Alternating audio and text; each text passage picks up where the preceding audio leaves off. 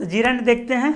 थोड़ा सा टोपी लगा लिए, ठंड जो है बहुत ज़्यादा बढ़ गई है। अभी रात के लगभग 1 बज रहे होंगे जिस वक्त ये शूट हो रहा है। 1 अभी पूरा नहीं बजा है, 1:45 हो गया है, तो बहुत समय हो गया, तो ठंड बहुत ज़्यादा बढ़ गई। तो इससे कोई फर्क नहीं पड़ेगा टोपी से आपको। खैर यहाँ पे हम अब शुरू करते हैं आगे जीरंड से। तो जीरंड अभी हम लोग जस्ट देखे थे कि इन्फिनेटिव के साथ की जीरंड में क्या है, हम लोग V4 का यूज करते हैं जीरंड में। ये V4 है और ये भी यूज होता है जैसे इन्फिनेटिव को आप सब्जेक्ट वर्ब और सब्जेक्ट ऑब्जेक्ट और कॉम्प्लीमेंट की तरह यूज करते हैं, जैसे अभी पीछे हम लोग देखे उसी तरीके से वहाँ हर जगह पर आपको नीचे में जो है बताए भी थे कि यहाँ पर अगर इज प्लस V4 आता है तो यह वर्ब के रूप में काम नहीं कर रहा होता है, बल्कि यह नाउन के रूप में काम कर रहा होता है। अब चूंकि जीरंड पढ़ रहे हैं तो अभी उस चीज को और ज्यादा क्लियर कर लेंगे। तो देखिए जीरंड भी V4 है, ठीक है, और पार्टिसिपल भी V4 है। पार्टिसिपल भी आपका क्या है, V4 की तरह यूज होता है। जीरंड है तो भी वह V4 की तरह यूज होता है। अंतर यही होगा कि ये V4 आपका नाउन होता है और ये जो V4 है ये या तो एडजेक्टिव होता है या फिर वर्ब होता है। तो वर्ब के रूप में जब यूज होगा तो कोई दिक्कत नहीं। जैसे I am singing a song बोलते हैं तो वहां पर V4 आया कि I am singing a song, I am singing a song, तो यहाँ पर आपका जो V4 आ गया है यह वर्ब के तरह यूज हो रहा है, ये पार्टिसिपल का एक हिस्सा है। इसी तरीके से और भी सेंटेंस में जहाँ पर यह V4 आएंगे वह पार्टिसिपल होता है। एडजेक्टिव और नाउन में देखेंगे तो वर्ब से पहले जो है किसी नाउन से पहले नाउन का भी यूज होता है, कंपाउंड नाउन बनाता है, और किसी नाउन से पहले एडजेक्टिव का भी यूज होता है। तो यानी V4 जो है किसी नाउन से पहले 2 रूप में आएंगे। हो सकता है एक रूप में वह एडजेक्टिव हो और हो सकता है कि दूसरे रूप में आपका V4 जो है वह कोई नाउन हो, जैसे कि हम लोग एग्जाम्पल में भी देखते हैं। तो अगर हम बोलेंगे अ रनिंग बॉय, देखिए अ रनिंग बॉय, और दूसरा एक एग्जाम्पल रनिंग से ही ले लेते हैं, अ रनिंग रेस। देखिए अ रनिंग बॉय और अ रनिंग रेस, इसमें दोनों में सब कुछ उतना ही है। एक डिटर्मिनर यहाँ, एक डिटर्मिनर यहाँ, रनिंग यहाँ V4, रनिंग यहाँ V4, एक नाउन यहाँ, एक नाउन यहाँ। बट दोनों का जो मतलब होगा, दोनों का जो हिंदी आएगा, अगर आप हिंदी माध्यम के छात्र हैं तो इंग्लिश है तो इंग्लिश में ही समझेंगे मीनिंग जो आएगा। बंगला हैं, बंगाल से हैं तो वहाँ के माध्यम से समझेंगे, मराठी हैं तो वहाँ से मीनिंग तो सेम ही आता है। कि अ रनिंग बॉय यहाँ जो मतलब आएगा वह अलग आएगा और अ रनिंग रेस उसका मतलब आएगा अलग। यहाँ पर यह जो है एक्चुअली एडजेक्टिव है और यहाँ पर यह नाउन है, यानी ये रनिंग आपका पार्टिसिपल है और जबकि नीचे जो रनिंग रेस में रनिंग है ये रनिंग आपका जीरंड है। इसीलिए मतलब 2 अलग होंगे। अ रनिंग बॉय मतलब एक दौड़ता हुआ लड़का, यानी एक लड़का जो दौड़ रहा है वह क्या होगा, अ रनिंग बॉय। लेकिन रनिंग रेस का मतलब ये नहीं हुआ कि एक रेस जो दौड़ रहा है, रेस कभी दौड़ता नहीं है। रनिंग रेस का मतलब हो गया दौड़ने वाला एक रेस, एक ऐसा रेस जिसमें लोग रनिंग करते हैं, that race is running race. तो देखिए अंतर आ गया ना। तो ये जो बॉय है यहाँ पर रनिंग बॉय में, तो ये रनिंग एडजेक्टिव है, यह बता रहा है कि उस लड़के की स्थिति क्या है, तो द बॉय इज रनिंग, कि वो लड़का दौड़ रहा है। तो एक दौड़ता हुआ लड़का, रनिंग बॉय, रनिंग रेस। इसी तरीके से यदि आप बोलेंगे अवेटिंग रूम, ठीक है, और आप बोल दीजिए अवेटिंग ट्रेन, तो देखिए दोनों में कितना अंतर आएगा। अवेटिंग ट्रेन का मतलब हो गया कि एक ट्रेन जो सिग्नल पे खड़ा होकर अपने सिग्नल का इंतजार कर रही है कि कब सिग्नल मिलेगा और ट्रेन प्लेटफॉर्म पे जाएगी। तो अवेटिंग ट्रेन मतलब हो गया इंतजार करता हुआ ट्रेन। लेकिन अवेटिंग रूम का मतलब क्या, इंतजार करता हुआ रूम नहीं, वो क्या होता है, इंतजार करने वाला रूम। तो यहां पर जो है जहां ये कंटिन्यू वाला मीनिंग है कि इंतजार करता हुआ, चूंकि V4 जब आप यूज करेंगे पार्टिसिपल में, पार्टिसिपल भी 2 होता है, एक प्रेजेंट पार्टिसिपल और एक पास्ट पार्टिसिपल। लेकिन नॉन फाइनाइट में जो है एक ही यूज होता है V4 वाला सिर्फ, नहीं तो पास्ट पार्टिसिपल V3 को बोलते हैं, प्रेजेंट पार्टिसिपल V4 को बोलते हैं। ठीक है, तो V3 वाला, V4 वाला जो मीनिंग आएगा वो कंटिन्यू आता है, V3 वाला जो आता है वह कंप्लीटेड आता है। जैसे अ ब्रोकन चेयर मतलब क्या हो जाता है, टूटी हुई कुर्सी। अ ब्रोकन चेयर, टूटी हुई कुर्सी। कुर्सी जो टूट चुका हो। ब्रेकिंग न्यूज, एक न्यूज जो कि अभी ब्रेक हो रहा हो। न्यूज के लिए, न्यूज का जो हम लोग बोलते हैं, न्यूज बताते हैं, तो उसके लिए जो टर्म यूज होता है वह होता है ब्रेक। जैसे पार्टी के लिए होता है थ्रो, पार्टी आप क्या करते हैं, थ्रो करते हैं। तो उसी तरह कोई न्यूज अगर आपको बताना है सबको, तो आप न्यूज क्या कर रहे हैं, ब्रेक कर रहे हैं। इंग्लिश में अलग अलग वर्ड है, जैसे कल ही देखो पैसा छाप रहे हैं, दैट मीन्स छापना यहाँ कॉपी नहीं होता है, यहाँ क्या होता है, मेक मनी, पैसा छापना मेक मनी। तो उसी तरीके से न्यूज वगैरह आपको बताना तो ब्रेक करते हैं। तो ब्रेकिंग न्यूज मतलब क्या हुआ, ऐसा न्यूज जो ब्रेक हो रहा है। ब्रोकन चेयर क्या हो गया, जो टूट गया है। बर्निंग ट्रेन, मूवी आई थी बर्निंग ट्रेन, बर्निंग ट्रेन मतलब जलती हुई गाड़ी, एक गाड़ी है जो कि जल रही है अभी धू धू धू धू करके। अ बर्न्ट बिल्डिंग, अ बर्न्ट ट्रेन मतलब जो जल चुकी है। तो खैर हम V4 में अंतर करके अभी बता रहे थे कि वेटिंग रूम है तो मतलब एक रूम जिसमें लोग जाकर वेट करते हैं, और वेटिंग ट्रेन मतलब एक इंतजार करता हुआ ट्रेन। तो ये यहाँ पर पार्टिसिपल हो गया, एडजेक्टिव है तो पार्टिसिपल हो गया।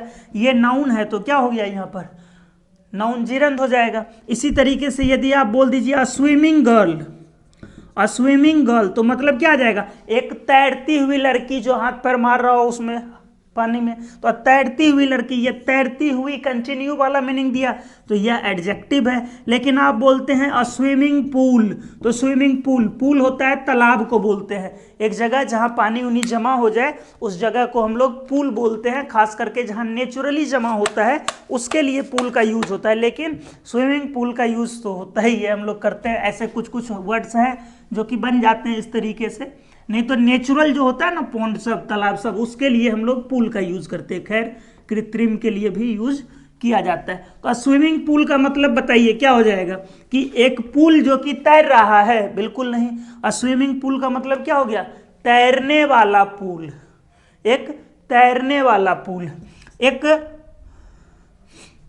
इसी तरीके से आप बोल सकते हैं a sleeping boy, a sleeping boy का मतलब क्या हो जाएगा, एक सोता हुआ लड़का। A sleeping boy that means a boy that is sleeping, तो ये एक सोता हुआ लड़का, कंटिन्यू वाला मीनिंग देगा, ये एडजेक्टिव हो गया आपका। लेकिन आप नींद की दवाई लेते हैं तो क्या कहते हैं, अ स्लीपिंग पिल, पिल मतलब दवाई, तो अ स्लीपिंग पिल मतलब क्या हो गया, नींद की दवाई। तो यहाँ पर यह स्लीपिंग सोता हुआ वाला मीनिंग नहीं दिया, तो इसलिए ये जो स्लीपिंग है आपका यहाँ पर क्या है, नाउन है, जिरंद है, पार्टिसिपल नहीं है। तो इस तरीके से किसी नाउन से पहले जब V4 आएगा तो आप मीनिंग निकालने में देखेंगे, वह जरूरी नहीं है कि कंटिन्यू वाला ही मीनिंग दे, हो सकता है वह कंपाउंड नाउन बन रहा हो। यहाँ पर ये कंपाउंड नाउन है, यहाँ पर ये कंपाउंड नाउन बन गया, और यहाँ पर यह नाउन है, और नाउन को मॉडिफाई करने का काम ये V4 एक एडजेक्टिव के रूप में कर रहा है। समझ में आ गई बात। अब देखिए जब यह नाउन होगा तो इसमें नाउन वाला गुण भी होना चाहिए। नाउन वाला गुण यानी कि एक सेंटेंस में नाउन का यूज जहां होता है, तो ये बात तो अभी हम थोड़ा देर पहले ही पढ़ चुके हैं कि इसमें वो गुण होता है। इन्फिनेटिव में भी वो गुण होता है और जीरंड में भी वो गुण होता है कि आपका जीरंड किसी सेंटेंस में एक सब्जेक्ट, एक ऑब्जेक्ट या फिर एक कॉम्प्लीमेंट के रूप में यूज होता है। कोई भी जीरंड एक सब्जेक्ट भी हो सकता है, एक ऑब्जेक्ट भी हो सकता है, एक कॉम्प्लीमेंट भी हो सकता है, और यही तीन जगह पर आपका इन्फिनेटिव का भी यूज होता है।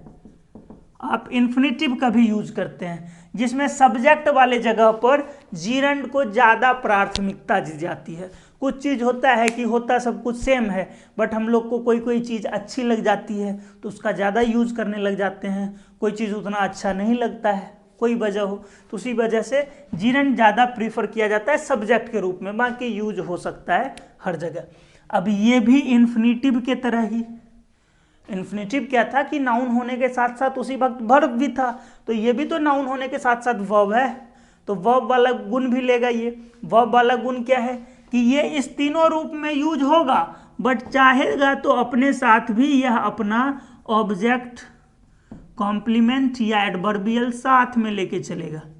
यानी ये खुद ऑब्जेक्ट होगा फिर भी एक ऑब्जेक्ट अपने साथ रखेगा, ये खुद कॉम्प्लीमेंट होगा फिर भी अपने साथ एक कॉम्प्लीमेंट रख सकता है। तो ये जो है आपका यूज इस तरीके से होता है। जैसे हम बोलेंगे dancing is an art, dancing is an art, तो यहाँ पर देखिए डांसिंग क्या है, सब्जेक्ट की तरह यूज है कि डांस करना एक कला है, सबको डांस करना नहीं आता है, डांस करना भी अपने आप में एक कला है। तो यहाँ पर डांसिंग आपका V4 किस रूप में यूज हो रहा है, सब्जेक्ट के रूप में।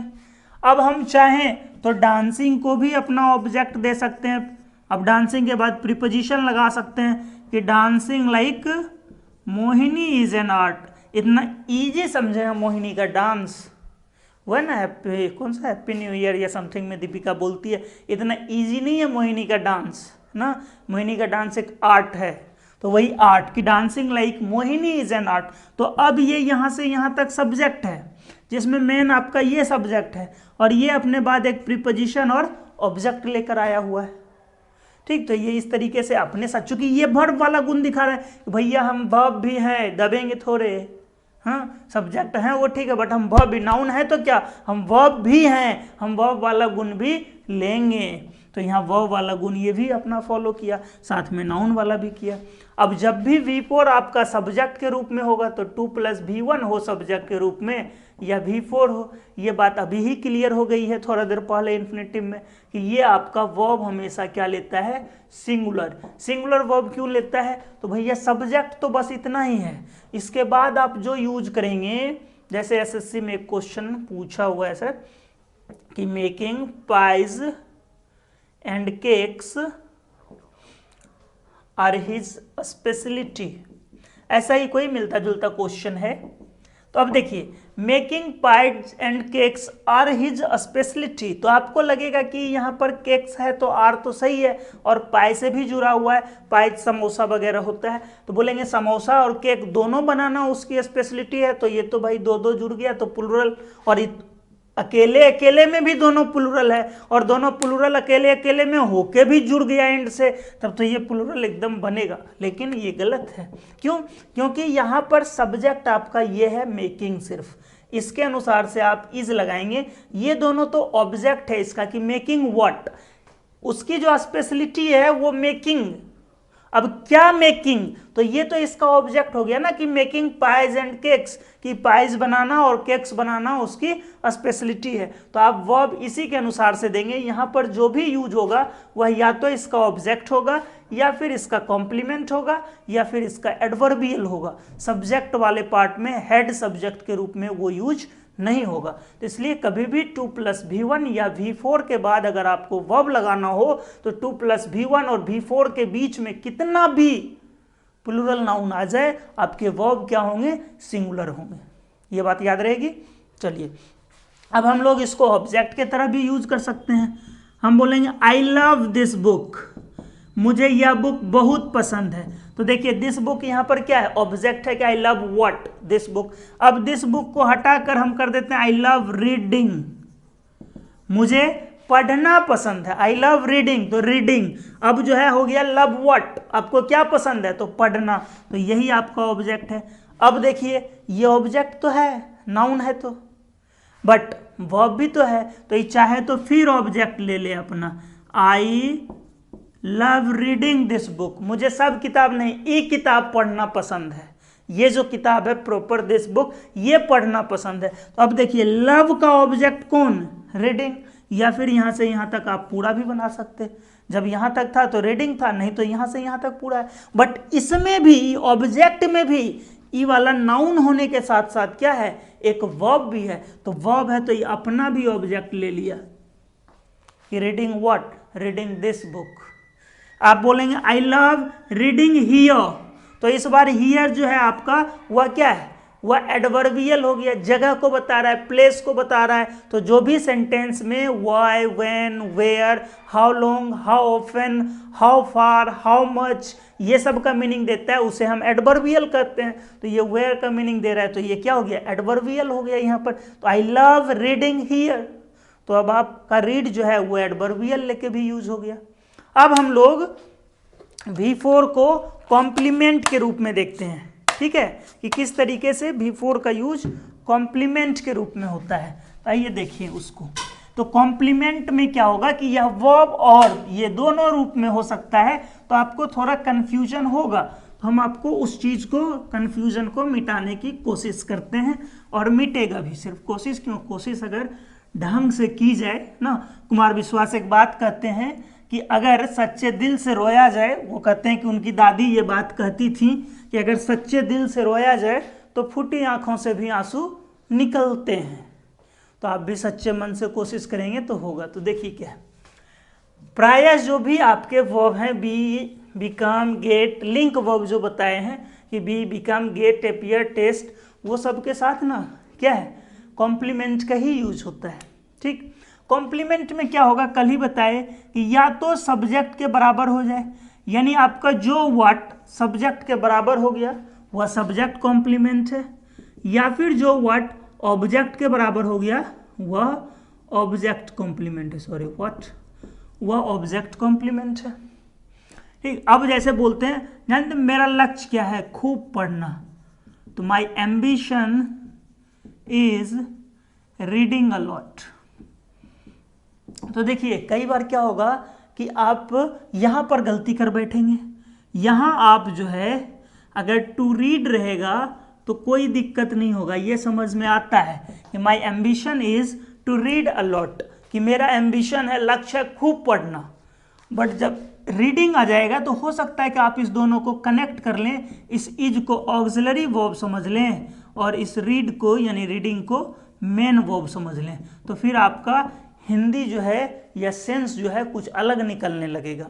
आप इसको समझेंगे कि my ambition is reading a lot, यानी मेरा जो एम्बिशन है वह खूब पढ़ रहा है। तो ऐसा होगा कि मेरा लक्ष्य खूब पढ़ रहा है, मेरा एम्बिशन खूब पढ़ रहा है, कि मेरा एम्बिशन खूब पढ़ना है। यहाँ पर ये वर्ब नहीं है, यहाँ पर यह नाउन है, और यह जो है कॉम्प्लीमेंट के रूप में यूज हुआ है कि माई एम्बिशन बराबर व्हाट, तो माई एम्बिशन बराबर रीडिंग अ लॉट। तो ये आपका यहाँ पर कॉम्प्लीमेंट है। लेकिन अगर बोलेंगे I am reading a lot this days, I am reading a lot, या फिर आई एम को छोड़ दीजिए, ही इज कर लेते हैं। क्यों? क्योंकि यहाँ भी इज था। तो अब देखिए इस इज और ये जो है ये अलग है।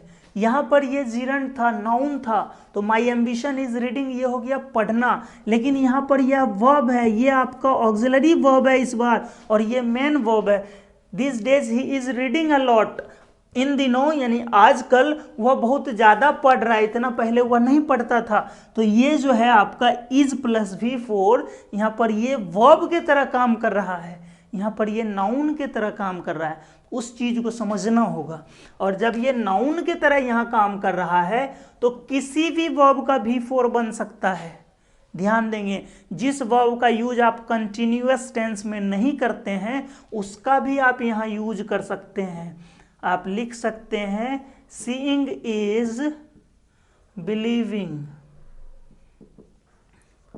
प्रायः हम क्या करते हैं, जो चीज़ हम अपने आँख से देख लिए उसको विश्वास करते हैं, उसको मानते हैं कि नहीं ये चीज़ देखे हैं तो ये सही होगा। तो सीइंग इज बिलीविंग। तो अब जो होगा आपका दिमाग वो ये कहेगा इसमें दो गो वर्ब लगा है, एगो सी और एगो बिलीव, और दोनों में से किसी का कंटिन्यूअस नहीं बनता, इसलिए ये सेंटेंस गलत है।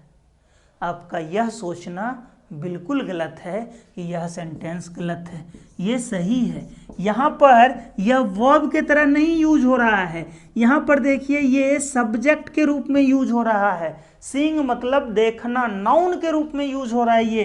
ये नाउन है, वर्ब नहीं है। और यहाँ पर भी ये नाउन है, इसका मतलब हो जाएगा मानना, इसका मतलब हो जाएगा देखना। यानी देखना क्या है, मानना है। किसी चीज़ को देखना दैट मीन्स कि आप उसको मान लेते हैं। समझ में आई ये बातें कि यहाँ जो है आप इज बिलीविंग नहीं कर रहे हैं। लेकिन अगर आप बोलेंगे he is believing me, he is believing मी, तो आपका ये सेंटेंस गलत है, क्योंकि आप यहाँ पर बिलीव को कंटिन्यूअस टेंस में यूज कर रहे हैं, जो कि गलत होता है। आप बिलीव को कंटिन्यूअस टेंस में यूज नहीं कर सकते। यहाँ होगा वह मुझ पर भरोसा कर रहा है, तो वह मीनिंग आ गया, ये गलत हो गया। यहाँ होगा ही बिलीव्स मी, यहाँ क्या होगा ही बिलीव्स मी। क्यों? क्योंकि यहाँ पर आपका ही बराबर बिलीव नहीं है, यहाँ तो ही जो है प्रोनाउन है और आपका बिलीव जो है यह एक वर्ब है। बट यहाँ देखिए यह भी नाउन है, seeing is equal to believing, मतलब जो देख लिए वही मान लिए, तो सीइंग बराबर मानना। ये बातें समझ में आ गई? तो चलिए अब हम इससे आगे पढ़ते हैं, ठीक है। अब देखिए इसी में क्या होगा ना कि अभी जो आप पढ़े जिरंड या पार्टिसिपल, ये जब सेंटेंस में यूज होगा तो इसके अनुसार से भी केस आपका चेंज हो जाएगा। जैसे जिरंड हो गया क्या, नाउन, तो अगर आप नाउन के साथ लगाते हैं तो आप क्या लगाएंगे, पॉजेसिव एडजेक्टिव, यानी कि माई, योर, आर, हिज, हर, ये सब लगाएंगे। और यह है आपका वर्ब, तो आप इसके पहले जो लगाएंगे वह क्या लगाएंगे, ऑब्जेक्ट, यानी कि V4 के पहले, ये तो दोनों के दोनों क्या है, नाउन और वर्ब दोनों रूप में तो ये V4 ही है, यानी V4 से पहले आपको पॉजेसिव एडजेक्टिव भी लगाना है और V4 से पहले आपको ऑब्जेक्टिव केस भी लगाना है, ठीक है। जैसे अगर एग्जाम्पल आप देखते हैं तो आई सॉ हिज, या हर कर दीजिए, I saw her going to a school. अच्छा, हर तो दोनों में यूज हो जाएगा ना, सब्जेक्टिव भी और ऑब्जेक्टिव में भी, तो यहाँ पर हर रहने दीजिए, देम कर देते हैं। I saw them going to a school, क्या ही सॉ है ना, he does not mind them going to a school. अब देखिए आप तो देखेंगे अगर कहीं एक जगह पर तो आप सोचेंगे V4 से पहले जो यूज होता होगा वो सही है, यहाँ पर अगर गोइंग के पहले देम आया और वो सही है तो यहाँ पर भी गोइंग से पहले देम आएगा तो सही है, इसमें कोई दिक्कत नहीं है। लेकिन दिक्कत है, आप क्या करेंगे, ये पता करने की कोशिश करेंगे कि यह नाउन है या वर्ब है। तो नाउन जब होगा तो यह जो है किसी एक्ट को बताएगा, वर्ब होगा तो एक्शन को बताएगा, लेकिन उससे बहुत ज़्यादा आपको समझ में नहीं आना है, बहुत ज़्यादा आपका मीनिंग क्लियर नहीं होगा। तो यहाँ पर आपको थोड़ा सा हिंदी का सहारा लेना होगा, क्योंकि हम लोग हिंदी भाषी लोग हैं, तो यहाँ पर हिंदी उस अनुसार से थोड़ा सा आपको मदद लेना होगा कि आप इस सेंटेंस का एक हिंदी निकालकर मोटा मोटी तौर पे देखिएगा और कोशिश ये कीजिएगा कि इस V4 का हिंदी क्या आ रहा है। तो अभी हमने पीछे देखा कि जहां पर भी V4 वर्ब के रूप में होता था तो ही इज रीडिंग यानी पढ़ रहा है वैसा कुछ आता था, और जहां नाउन होता था वहां ना ने नी वाला आ जाता था। तो यहां भी आपका नाउन में इसका ना ने नी ही मतलब आएगा, बट वर्ब में इसका मतलब कहीं ना कहीं ते हुए वाला आ जाएगा। He saw them going to a school, उसने उसका स्कूल जाना देखा, ऐसा गलत है, उसने उसको स्कूल जाते हुए देखा। ये आएगा कि ये बंदा जो है स्कूल जा रहा था और इसने उसे देखा, तो जाते हुए देखा ये मीनिंग आया, तो ऑब्जेक्टिव केस सही है। ही डज नॉट माइंड, माइंड मतलब आपत्ति होना, तो उसके स्कूल जाने से उसको कोई आपत्ति नहीं है। अगर आप हिंदी बनाएंगे तो क्या होगा कि उसका स्कूल जाते हुए आपत्ति नहीं है, ये तो फिर अजीबोगरीब हिंदी हो गई। उसके स्कूल जाने से, जैसे आप बोलेंगे कई जगह क्या होता है लड़कियां स्कूल नहीं जाती हैं, लोगों को घर वालों को आपत्ति होती है, कई जगह लड़कियों के भी स्कूल जाने से घर वालों को कोई आपत्ति नहीं है और होनी भी नहीं चाहिए, तो उसके स्कूल जाने से कोई आपत्ति नहीं है, यानी नानेनी वाला मीनिंग आया। तो यहाँ पर आपका यह गलत है, यहाँ आपको क्या लिखना है, देयर का यूज करना है। यहाँ पर आपको लिखना है he doesn't mind there going to a school, वह उसके स्कूल जाने से उसको कोई परेशानी नहीं है। आई पोस्टपोन्ड हिम और his going to a school, तो देखिए क्या होगा, आई पोस्टपोन्ड हिम और his going to a school, मैंने उसका स्कूल जाना कैंसिल कर दिया, या फिर मैंने उसका स्कूल जाते हुए कैंसिल कर दिया। क्या होगा कि मैंने उसका स्कूल जाना कैंसिल कर दिया, मैंने उसका स्कूल जाना कैंसिल कर दिया, ना नेनी वाला आ गया, तो यहाँ पर क्या हो जाएगा, हिम नहीं, पॉजेसिव एडजेक्टिव हिज का यूज होगा कि I postponed his going to a school. Clear? I found his और हिम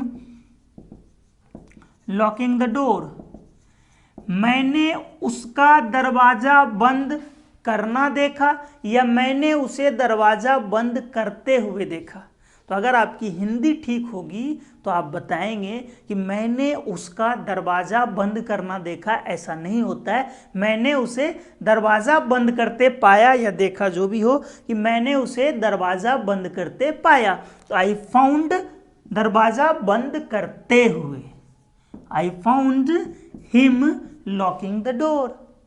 ठीक है, तो इस तरीके से आपको क्या करना है, समझना है सेंटेंस को कि कौन सा मीनिंग दे रहा है और उस अनुसार से निकाल लेना है अर्थ। लेकिन अगर आप सिर्फ अपने एग्जाम के पॉइंट ऑफ व्यू से देखना चाहते हैं तो उसका भी सॉल्यूशन है।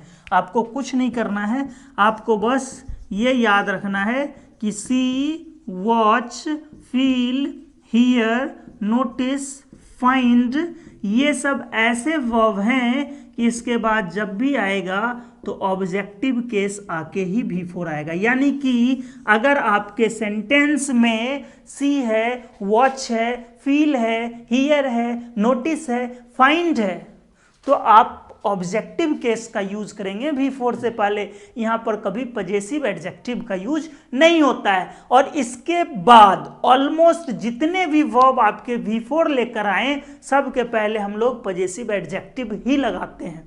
ठीक है, जितने भी वर्ब आपके पहले आएंगे सबके पहले हम लोग पजेसिव एडजेक्टिव ही लगाते हैं। अगर नाउन आ जाए तो नाउन में क्या अपोस्ट्रोफी एस लगाएंगे तब यह पजेसिव एडजेक्टिव बनता है। तो नाउन में अपोस्ट्रोफी एस लगाकर बनाएंगे पजेसिव एडजेक्टिव। ठीक है, नाउन में अपोस्ट्रोफी एस लगा के पजेसिव एडजेक्टिव बना देंगे। और ये सब आएगा तो इसके बाद तो सीधा नाउन यूज करेंगे। तो नाउन तो दोनों केस में यूज होता है, सब्जेक्टिव केस भी नाउन में वही होता है, ऑब्जेक्टिव केस भी वही होता है। तो यहाँ कोई दिक्कत नहीं होगी, सीधा नाउन यूज कर देंगे। बट यहाँ पर आप अपोस्ट्रोफी एस लगा देंगे। यानी आप क्या समझे कि see, watch, feel, hear, notice, find, ये सब अगर आपके पास हो तो आप उसके साथ जो है वर्ब लगाएंगे, सॉरी V4 लगाएंगे। उस V4 से पहले ऑब्जेक्टिव केस लगाएंगे और बाकी जो होगा आपके पास, बाकी जो भी वर्ब बच जाएंगे, आप उसके साथ जो केस लगाएंगे वह आपका पजेसिव एडजेक्टिव होगा। और नाउन रहने पर भी उसका भी हम लोग पजेसिव बना देंगे। ये बातें समझ में आ गई। तो हम लोग अब अगली बातें जिरंड से संबंधित पढ़ते हैं। भूलिएगा मत, अभी हम लोगों ने सबसे पहले पढ़ा जिरंड और पार्टिसिपल एडजेक्टिव के रूप में क्या अंतर है। फिर हम लोग जिरंड और पार्टिसिपल नाउन और वर्ब के रूप में भी अंतर देखे कि नाउन और वर्ब के रूप में क्या अंतर है। सब्जेक्ट की तरह यूज हो रहा है, ऑब्जेक्ट की तरह यूज हो रहा है, कॉम्प्लीमेंट की तरह यूज हो रहा है। तो वहाँ पर यह नाउन है। नाउन वाला जो होता है मीनिंग भी अलग देता है। फिर हम लोग देखें कि पजेसिव एडजेक्टिव के साथ भी इसका क्या है, यूज है। अब देखिए, कुछ वर्ब के नाउन नहीं होते हैं तो उसमें ING लगाकर नाउन बनाते हैं, और कुछ वर्ब के नाउन अलग से बनते हैं। जैसे कि गो का कोई नाउन नहीं है तो हम लोग गोइंग बनाते हैं, लेकिन पनिश का नाउन है तो पनिशमेंट होता है, रिटायर का नाउन है तो रिटायरमेंट है, ईट का नाउन नहीं है तो ईटिंग हम लोग बनाते हैं नाउन। ठीक है, कम का नहीं है तो कमिंग बनाते हैं। अराइव का नाउन है अराइवल, तो हम लोग अराइविंग नहीं अराइवल यूज करते हैं। ठीक है, अब क्या है कि इस तरीके से जो एक अलग नाउन है और ING बनाकर नाउन है उसमें भी अंतर है। जैसे देखिए रन, रन भी एक नाउन है, रन एक वर्ब भी है, रन एक नाउन भी है। रन नाउन है तभी तो दौड़ते हैं, 1 रन लिए, 2 रन लिए, 300 रन बना दिया तो 300 रन्स, नाउन है तभी तो ये नाउन भी है। नाउन मतलब एक बार 2 पॉइंट से बीच से जो दौड़े दैट इज 1 रन। यहाँ से यहाँ गए तो आपने 1 रन लिया, तो रन नाउन भी है, और रन मतलब दौड़ना वर्ब भी है। अब रन से भी एक नाउन बनता है, वर्ब से रनिंग, यानी 2 नाउन हो गया। एक नाउन हो गया रन, रन मतलब यहां से वहां दौड़ना, और रनिंग आप देखते हैं नहीं बोलता है run between the wicket, running between the wicket. तो रनिंग क्या हो गया, वो बीच में जो दौड़ना है, रन करने का जो एक्ट है दैट इज रनिंग। रनिंग मतलब यहां से वहां बीच में जो आप दौड़ रहे हैं दैट इज रनिंग। आप दौड़कर 1 रन पूरा करेंगे, तो दौड़कर जब यहां से यहां चल गए, यहां से यहां, तो दैट इज रन, वह आपने 1 रन बनाया। बट इस बीच में जो दौड़ने की आपकी प्रक्रिया है, उस प्रक्रिया को हम लोग क्या कहते हैं, रनिंग कहते हैं। तो अगर ऐसा नहीं हो, यानी V4 वाला जो नाउन हो और इसका जो ओरिजिनल नाउन हो, दोनों के बीच में अगर कोई मतलब मीनिंग में अंतर नहीं हो तो हम लोग ये नाउन ज़्यादा प्रीफर करेंगे जो ओरिजिनल उसका होता है। जैसे अगर हम किसी से पूछते हैं what will you do, what will you do after your retiring, तो देखिए ये गलत है। What will you do after your retiring ये गलत है। क्यों? क्योंकि रिटायर का एक नाउन होता है और वह नाउन होता है रिटायरमेंट। तो हम लोग यहाँ यूज करेंगे what will you do after your retirement, क्योंकि जिसका अपना नाउन हो। इसी तरह जैसे अराइविंग है, अराइविंग का नाउन है क्या? अराइवल। तो आप अराइविंग के बदले किसको प्राथमिकता देंगे? अराइवल को। पनिश अगर आप पनिशिंग बनाते हैं तो पनिश का नाउन है, दैट इज क्या है? पनिशमेंट। तो आप अगर बनाएंगे तो किसको प्राथमिकता देंगे? पनिशमेंट को। ठीक है, यानी कि जब V4 हो, ठीक है, V4 भी नाउन के रूप में यूज हो और उसका एक अलग से नाउन हो, तो हम लोग जो अलग से नाउन होता है ना जनरली उसी को यूज करते हैं। हाँ, जब आगे आप लगा देंगे ऑब्जेक्ट, कॉम्प्लीमेंट, एडवर्बियल, तब तो फिर यही यूज होगा ना, रिटायरिंग। समझ में आ रही बात? चलिए अब देखिए हम लोग V4 का यूज नो के साथ बहुत करते हैं, डायरेक्शन वगैरह देने में, इंस्ट्रक्शन देने में। नो पार्किंग, नो स्मोकिंग, है ना, नो टॉकिंग। तो इस तरीके से नो प्लस V4 लगाकर हम लोग बनाते हैं। नो साइकिलिंग ही हो, यहाँ कोई साइकिल नहीं चलाएगा, है ना। No parking, no riding. तो इस तरीके से नो प्लस V4 लगा के, नो ड्रिंकिंग, पीना मना है, तो नो प्लस V4 जो है इंस्ट्रक्शन वगैरह में यूज करते हैं। यहाँ तक कोई दिक्कत? कोई दिक्कत नहीं। चलिए अब देखेंगे इसके साथ V4 के साथ हम लोग डिटर्मिनर वगैरह भी लगाते हैं। हम जैसे बोल सकते हैं the opening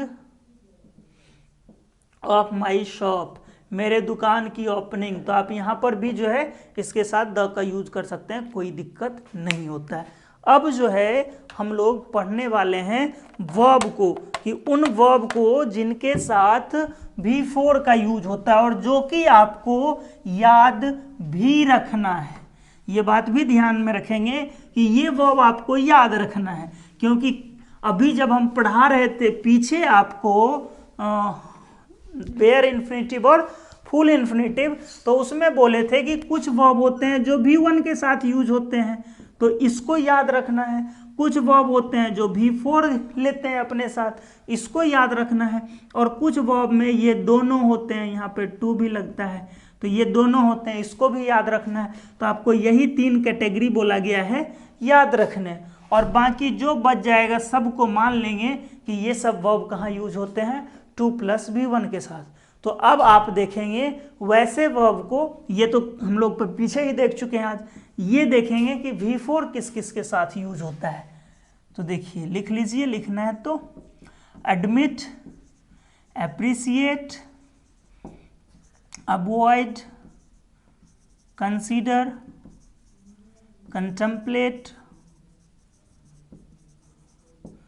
deny, detest, delay, dislike, enjoy, endure, escape, excuse, face,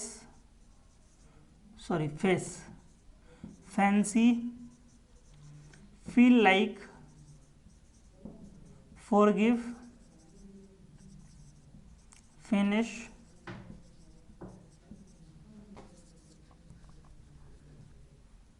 involve,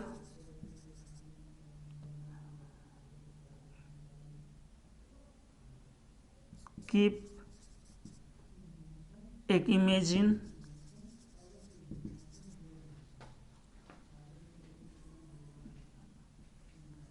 mind, miss, mention, postpone, practice,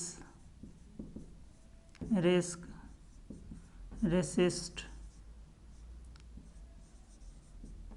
resent, ये आई है RESIST, suggest, understand। आप इतने वर्ब को जो है देख लीजिए, बहुत ज़्यादा तो ये है नहीं, आप इसको अल्फ़ाबेटिकली भी याद रख सकते हैं, जैसे कि हम अभी लिखे कि admit, appreciate, avoid, consider, contemplate, है ना, deny, detest, dislike, delay, endure, escape, excuse और आपका एक एस्केप सॉरी एंजॉय, ठीक है, face, fancy, feel like, forgive, finish, involve और इमेजिन, ठीक है। उसके बाद कीप याद रख सकते हैं, आई के बाद जो है कीप, कीप, फिर जो है आपका एम से शुरू होगा तो माइंड, मिश और मेंशन, फिर पी से आएंगे तो पोस्टपोन और प्रैक्टिस, फिर आर से आएंगे तो रिस्क, रेसिस्ट, रिजेंट और सजेस्ट, अंडरस्टैंड। अब ये सब अगर आपको याद रह जाता है तो अच्छी बात है, नहीं तो अभी हम कुछ में जो है टिक लगा दे रहे हैं, उसको तो जरूर याद रख लीजिएगा, ठीक है, क्योंकि वो आपके एग्जाम में ज़्यादातर पूछे जाते हैं। जैसे एडमिट हो गया, अवॉइड हो गया, डिनाई हो गया, डिटेस्ट हो गया, डिटेस्ट तो कम आता है तो नहीं भी रखेंगे, तो इंजॉय हो गया, फील लाइक हो गया, फिनिश हो गया, कीप या फिर कीप के साथ ऑन लगा रहेगा तो भी कीप हो गया, माइंड तो बहुत आता है। अच्छा, प्रैक्टिस में एस लगा लीजिए। देखिए प्रैक्टिस दो तरीके से होता है, सी वाला जो होता है ना यह नाउन होता है, इसका मतलब हो गया अभ्यास, एस वाला वर्ब होता है। इसी तरह एडवाइस होता है, सी वाला हो गया नाउन, एडवाइस मतलब सलाह, और एस वाला हो गया एडवाइस वर्ब, इसका मतलब हो गया सलाह देना, ठीक है। इसी तरह प्रोफेसी, प्रोफेसी जो सी वाला होगा वह आपका नाउन होता है, प्रोफेसी मतलब भविष्यवाणी, एस वाला जो होगा वह आपका वर्ब हो जाता है, प्रोफेसी मतलब भविष्यवाणी करना। इसी तरह डिवाइस, डिवाइस मतलब हो जाता है यंत्र, यह नाउन होता है। डिवाइस, डिवाइस मतलब होता है खोजना, यह वर्ब हो जाता है। रिस्क, सजेस्ट, इतना तो आप जो है 5-7 तो याद रख ही सकते हैं कि admit, avoid, deny, dislike, enjoy, feel like, finish, keep, mind, risk, suggest, कि ये जो है इतना ज़्यादा इंपॉर्टेंट है, ये आपके एग्जाम में ज़्यादा आता है। बट हमने जो पूरा लिखा है आप अगर पूरा याद रख लेते हैं, थोड़ा सा मेहनत लगेगा, 5 बार 10 बार देखेंगे याद हो जाएगा, बहुत ज़्यादा कुछ नहीं है कि रट्टा मारना होगा। जैसे हमको हो गया देखते देखते, वैसे आपको हो जाएगा देखते देखते, ठीक है। जैसे देखते देखते हो जाता है प्यार, वैसे ही इसको भी कर लेना है याद। तो इसमें बस ये कुछ कुछ अगर याद रख लेते हैं तो काम चल जाएगा। बट सुरक्षा के तौर पे कि कभी जो है क्या हो आ जाए, जो आप याद रखे वही नहीं आया तो दूसरा याद आ जाए, तो उसमें से भी आप देख सकते हैं। जिसको हिंदी नहीं समझ में आ रहा है इस सब वर्ड का कि मतलब क्या होता है, तो वो मतलब देख लीजिए। एडमिट है तो स्वीकारना, एप्रिसिएट तारीफ करना, अवॉइड किसी चीज से बचना, परहेज करना, कंसीडर उसके बारे में सोच विचार करना, कंटेम्पलेट का मतलब भी सोच विचार करना, डिनाई का मतलब किसी चीज से इनकार कर जाना। अब देखिए यहाँ पर कि डिनाई मतलब भी इनकार करना, रिफ्यूज भी इनकार करना, डिनाई के साथ B4, रिफ्यूज के साथ 2+B1। तो कई बार एग्जाम में इसी पैटर्न का फायदा उठा लेता है, वो आगे B4 लगा के ऑप्शन में डिनाई रिफ्यूज दोनों देता है। अब बच्चा ये सोचता है कि यहाँ डिनाई का मतलब और रिफ्यूज में लगता है कि डिनाई और रिफ्यूज में ही कोई अंतर है मीनिंग में, इसलिए समझ में नहीं आ रहा है। तो आप एक बार क्या करेंगे, आगे वर्ब के फॉर्म्स देखेंगे, अगर 2+B1 है तो रिफ्यूज होगा, अगर आगे B4 है तो डिनाई होगा, सिंपल। तो डिनाई इनकार कर देना, डिटेस्ट होता है घृणा करना, डिले मतलब देर करना, डिसलाइक भी घृणा करना, एंजॉय का मतलब मजा लेना, इंड्योर का मतलब सहन करना, बर्दाश्त करना, एस्केप मतलब भाग जाना, एक्सक्यूज बहाना बनाना, फेस का मतलब सामना करना, फैंसी मतलब कल्पना करना, फील लाइक मतलब वैसा महसूस होना। आई फील लाइक क्राइंग, मेरा रोने का मन कर रहा है। आई फील लाइक लाफिंग, मेरा हंसने का मन कर रहा है। फॉरगिव का मतलब माफ कर देना, फिनिश का मतलब समाप्त करना, पीछे एग्जाम्पल में भी देखे थे, आई हैव फिनिश्ड रीडिंग था ना, रीडिंग, टू रीड नहीं, रीडिंग। इन्वॉल्व, इन्वॉल्व का मतलब शामिल होना, कीप का मतलब रखना किसी चीज को, कीप ऑन जारी रखना, इमेजिन कल्पना करना, माइंड आपत्ति करना, यहाँ माइंड मतलब दिमाग नहीं, माइंड मतलब आपत्ति करना, इसको तो भूलना ही नहीं है, ये तो खूब आता है। मिस याद करना किसी को, मेंशन किसी चीज को मेंशन करना यानी उसके बारे में जिक्र करना, पोस्टपोन कैंसिल रद्द करना, प्रैक्टिस अभ्यास करना, रिस्क कोई भी खतरा लेना, रेसिस्ट इनकार करना किसी चीज से, रिसेंट उससे घृणा करना, सजेस्ट सलाह देना, और अंडरस्टैंड समझना। सजेस्ट में भी दिक्कत हो जाता है, सजेस्ट +2 + V1। अब देखिए लगा देता है लोग, he suggested me to go, पीछे भी एग्जाम्पल में बताए नहीं, ही सजेस्टेड गोइंग। अब देखिए एक कॉन्सेप्ट और समझना है कि यहां पर जो हम वर्ब लिखे हैं इसका ये मतलब नहीं है कि इसको V4 में बनाना है, नहीं, इसका फॉर्म क्या होगा वह तय होगा पिछला वर्ब से। ये बताता है कि इस सब के आगे, पीछे नहीं, पीछे क्या होगा वो तो पिछले वर्ब पे तय होगा। ये V1 में होगा, V2 में होगा, V3 में होगा, V4 में होगा, V5 में, कुछ में भी हो सकता है, लेकिन ये बताता है कि इसके बाद जो वर्ब होगा वह हमेशा V4 में होगा। क्या बताता है? इसके बाद जो वर्ब होगा वह हमेशा V4 में होगा। ठीक है, तो आप इस सब का एक स्क्रीनशॉट ले लेते हैं कि ले लीजिए, या फिर इसको लिखिए और फिर इसको मिटाकर हम आपको इसका एग्जाम्पल बताते हैं।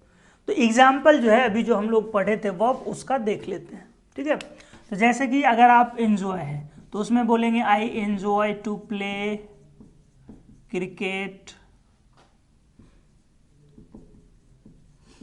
फील लाइक है तो आपको फील लाइक का ही बताए, I feel like to dance. Mind का है, I don't mind to go outside with you ना, या to go out with you. Postpone का ही है,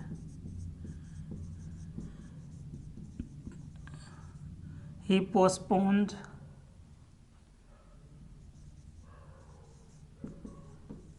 माई to go to Delhi.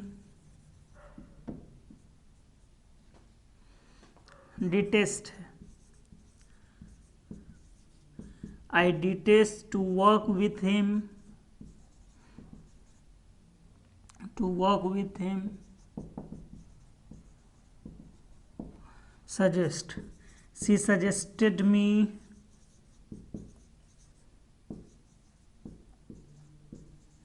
To C a doctor. तो आप दो चीज का ख्याल रखेंगे, एक तो कि इस सब वर्ब के साथ, इस सब वर्ब के साथ हर हाल में इधर जो आना है बाद वाला वह क्या होगा? V4 होगा।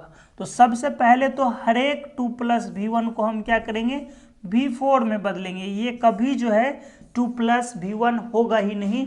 जब भी होगा तो यहाँ प्ले के बदले क्या होगा? प्लेइंग होगा। यहाँ डांस के बदले क्या होगा? डांसिंग। यहाँ टू गो के बदले क्या? गोइंग। यहाँ भी गोइंग। यहाँ पर आपका टू वर्क के बदले क्या हो जाएगा? वर्किंग। और यहाँ टू सी के बदले क्या हो जाएगा? सीइंग। दूसरी बात, आप इस कॉन्सेप्ट को भी नहीं भूलेंगे कि इसके पहले मी या माई, ठीक है, मी या माई। तो आप याद रखेंगे जो बात आपसे बोला गया है कि see, watch, feel, hear, notice, find, ये सब हैं जो कि ऑब्जेक्ट लेते हैं। बाकी के साथ ऑलमोस्ट एडजेक्टिव का ही यूज होता है। तो जहां भी है उस बीच में देखिए माई है तो सही है, यहाँ मी है तो गलत है। आपको क्या करना है? He suggested my seeing a doctor. तो बस इतना कर देना है कि ये सब वर्ब है। I finished to read this book, तो गलत है। क्या होगा? I finished reading this book. V4 चाहिए तो हम V4 लगा देंगे, और कुछ तो है नहीं।